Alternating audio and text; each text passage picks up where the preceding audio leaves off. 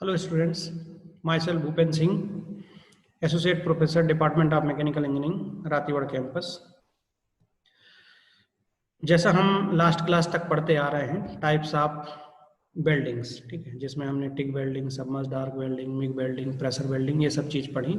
अब नेक्स्ट हम पढ़ते हैं इलेक्ट्रिकल रेजिस्टेंस वेल्डिंग, ठीक है, और इसके टाइप्स पढ़ेंगे, इसके बारे में पढ़ेंगे हम, ठीक है, क्या होता है, किस तरीके से होता है और इसकी क्या क्या प्रॉपर्टीज है, ठीक है। तो सबसे पहले अपन थोड़ा थ्योरी देख लेते हैं इलेक्ट्रिक रेजिस्टेंस वेल्डिंग की। In resistance welding the metal parts to be joint are heated to a plastic state over a limited area by their resistance to flow of an electric current and mechanical pressure is used to complete the weld.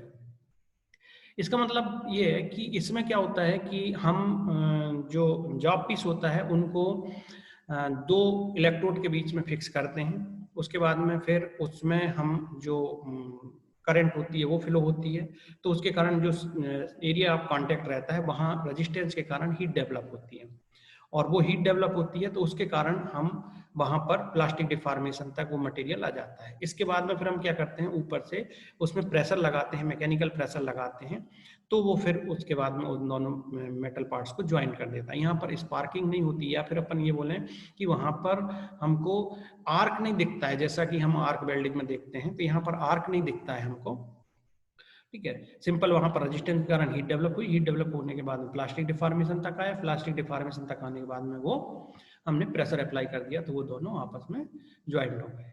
In this process preferably two copper electrodes are incorporated in a circuit of low resistance and the metal to be welded are pressed between the electrode.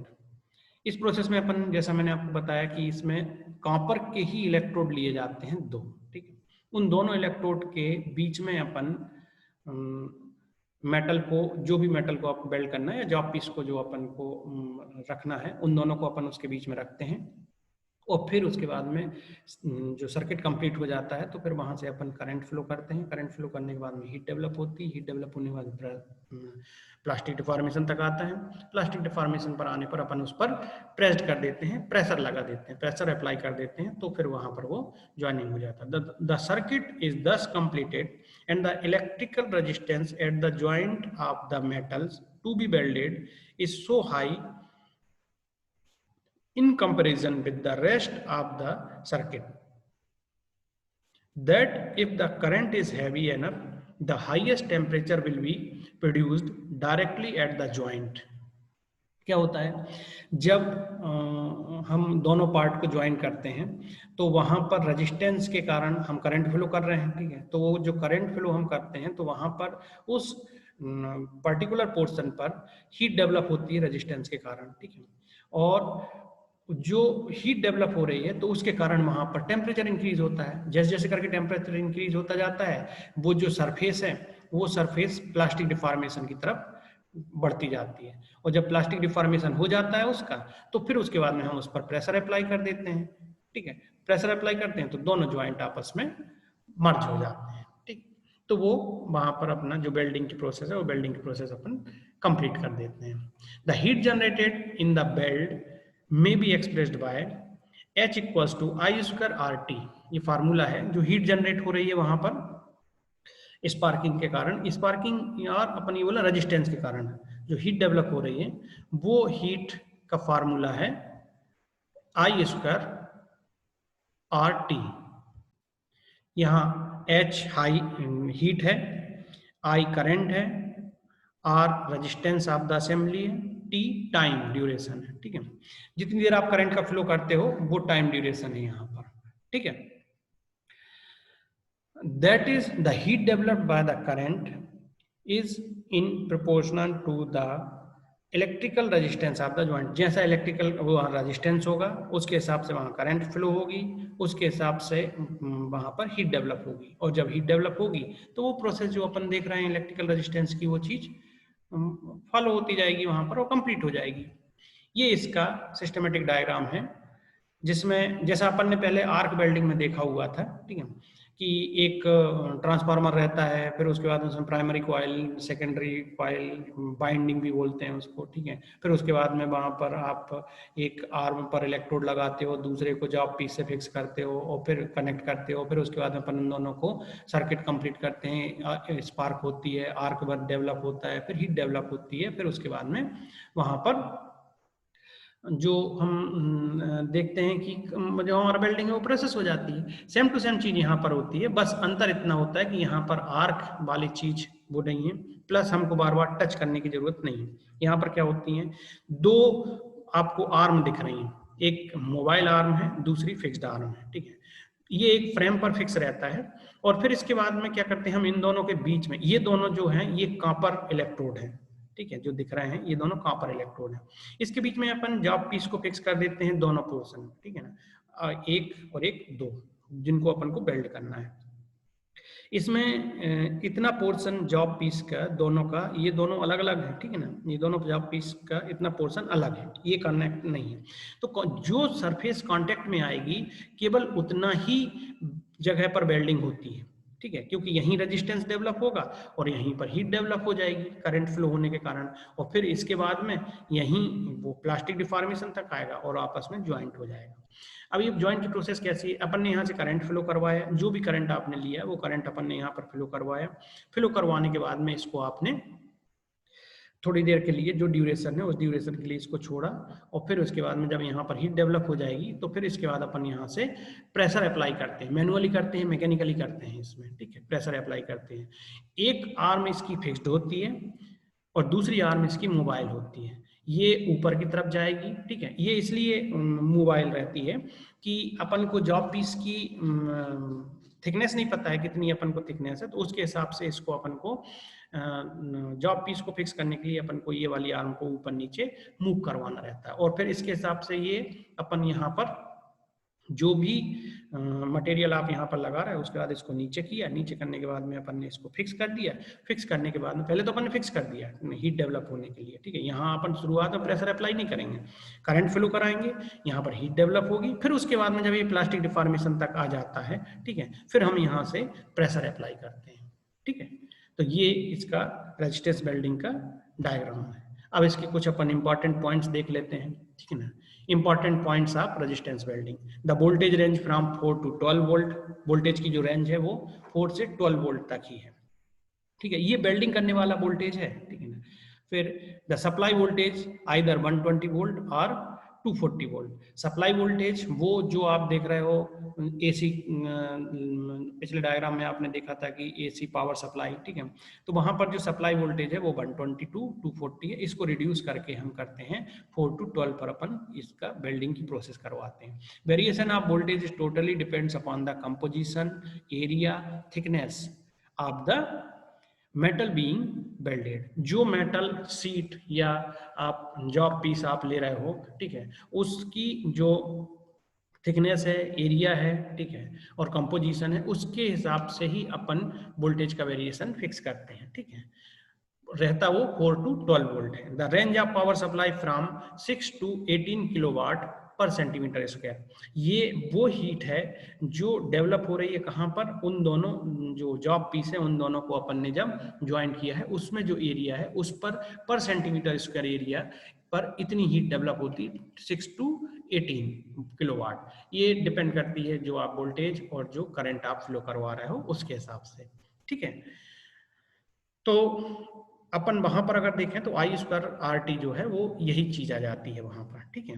AC current is most suitable for resistance welding process.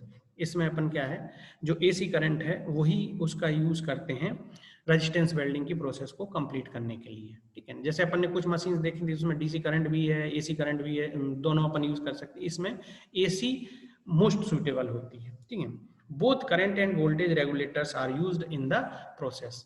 वो जैसा अपन देख रहे हैं कि current को भी regulate करना है आपको, ठीक है। ऐसा नहीं है कि 2 mm, 1 mm, आधा mm की सरफेस ली है और आपने 200 एम्पियर की करंट फ्लो करवा दी, तो वो तो डायरेक्टली मेल्ट हो जाएगा, वहां पर वेल्डिंग होने का सवाल ही पैदा नहीं होता। तो करंट को भी रेगुलेट करना पड़ता है और वोल्टेज तो रेगुलेट है ही, ठीक है। This process is used for mass production.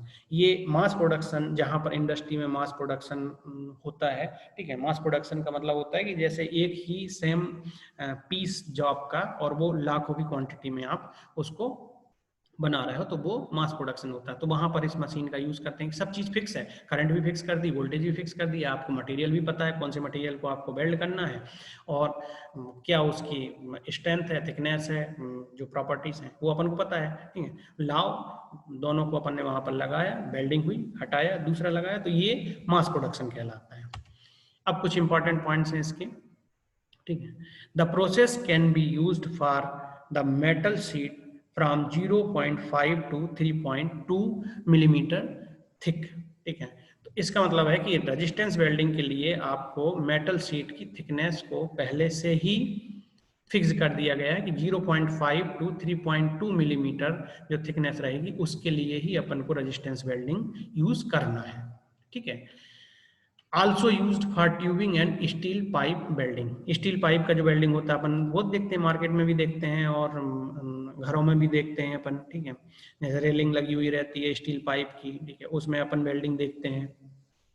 किसी पाइप के ऊपर प्लेट को फिक्स करना है, उसको ज्वाइंट करना है, तो एक प्लेट नीचे रख दीजिए, दूसरे पाइप को अपन ने ऊपर फिक्स कर दिया और ऊपर से उसको प्रेस कर दिया।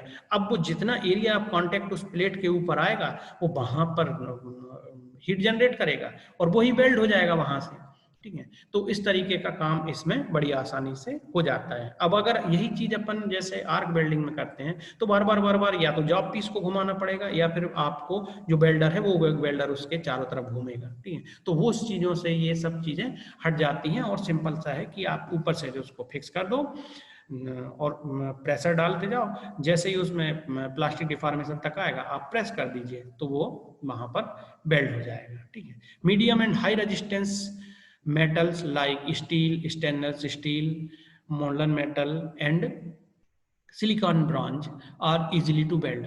ये अलग अलग टाइप की जो आपको बताया गया है कि ये वाला मटेरियल जिनमें मीडियम और हाई रेजिस्टेंस होता है, क्योंकि जिन रेजिस्टेंस ज़्यादा, हीट डेवलप ज़्यादा होगी, आसानी से वहाँ पर वेल्ड हो जाएगा और वो आप उसको फ्रिक्वेंटली भी दूसरे जॉब पीस का यूज वहाँ पर फिक्स कर सकते हो उस चीज़ में, ठीक है। तो ये अलग अलग टाइप का मटेरियल है, ठीक है। अब इसकी अपन मेथड देखते हैं कि रेजिस्टेंस वेल्डिंग की कितनी मेथड होती है। वैसे 4 टाइप की मेथड है इसमें, ठीक है ना, पर अपन को पढ़ना 3 ही है, जो लिखी गई है अपन को सिलेबस में वो 3 ही है, ठीक है। बट स्पॉट और सीम, बाकी होती प्रोजेक्शन वेल्डिंग भी है, ठीक है। बट जो वेल्डिंग है ये 2 टाइप का होता है, upset welding and flash welding, ठीक है। स्पॉट वेल्डिंग है, सीम वेल्डिंग है, ये कैसे किस तरीके के होते हैं ये अपन अभी इनके टाइप्स अपन अभी अंदर अपन देख लेते हैं, ठीक है। अब अपन देखते हैं बट वेल्डिंग। बट वेल्डिंग के अंदर भी अपन देखते हैं अपसेट वेल्डिंग, ठीक है। अपसेट वेल्डिंग क्या होती है? In making up upset butt welding the parts to be welded are clamped edge to edge in copper jaws of welding machine and brought together in a solid contact so that their point of contact forms a locality of high electric resistance while current flows to heat the joint, ठीक है। Diagram में देखो तो मैं फिर उसको अच्छे से समझा देता हूँ, ठीक है। देखो इसमें 2 जॉस हैं, एक ये और एक ये। मटेरियल अपन को बताया गया है कि जो जॉस हैं वो कॉपर की बनी हुई रहती हैं। कॉपर की इसलिए बनी रहती हैं, जैसे अपन ने इलेक्ट्रोड, वहां पर आपने इलेक्ट्रोड यूज किए थे अभी, ठीक है। रेजिस्टेंस वेल्डिंग में आपने इलेक्ट्रोड यूज किए थे, वो भी कॉपर के यूज किए थे, ठीक है। और यहाँ पर भी ये भी इलेक्ट्रोड का ही काम कर रहे हैं दोनों, ठीक है। नेगेटिव पॉजिटिव रहेंगे, तो इनके ऊपर अपन यहाँ पर पहले जॉब पीस को फिक्स कर देते, क्लैंप कर देते हैं, ठीक है। क्लैंपिंग की अलग अलग प्रोसेस होती है, नट बोल्ट भी होता है, ठीक है, क्लैंप भी होती है, लीवर भी होता है, ठीक है। वो डिफरेंट टाइप्स की होती है, तो वो अपन फिर वहां पर उसको फिक्स कर देते हैं, ठीक है।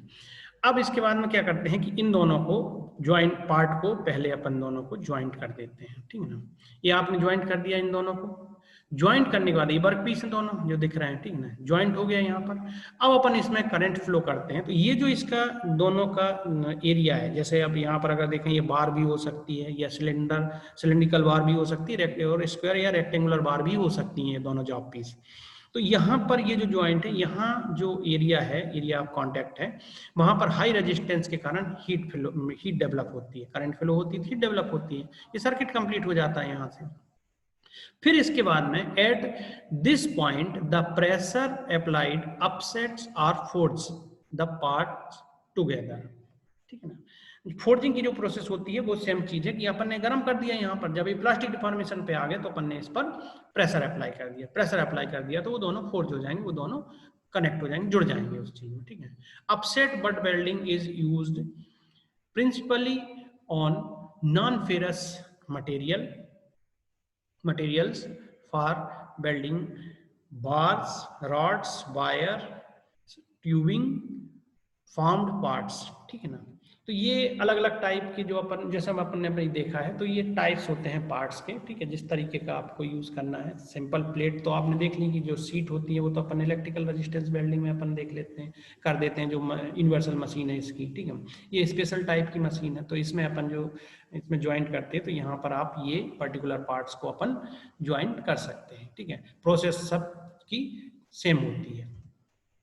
फ्लश वेल्डिंग अपन देखते हैं। फ्लश वेल्डिंग में क्या होता है, देखो उधर आप देखना, जो आपने बट वेल्डिंग का जो अपसेट फॉर्म देखा था, उसमें पहले अपन ने दोनों जॉब पीस को कनेक्ट किया था, कनेक्ट करने के बाद में फिर अपन ने करंट को फ्लो करवाया था, ठीक है ना। फ्लश वेल्डिंग में थोड़ी सी अलग चीज है। In flash butt welding process edge are brought together in a light contact. Light contact मतलब बिल्कुल पास में, जैसे अपन इलेक्ट्रोड को ले जाते थे जॉब पीस के पास में, ठीक है, आर्क वेल्डिंग में थोड़ा सा गैप रहता है, वैसे यहाँ पर अपन थोड़ा सा गैप करते हैं। A high voltage starts a flashing action between the two surfaces and continuous as the parts advance slowly and the forging temperature is reached, ठीक है।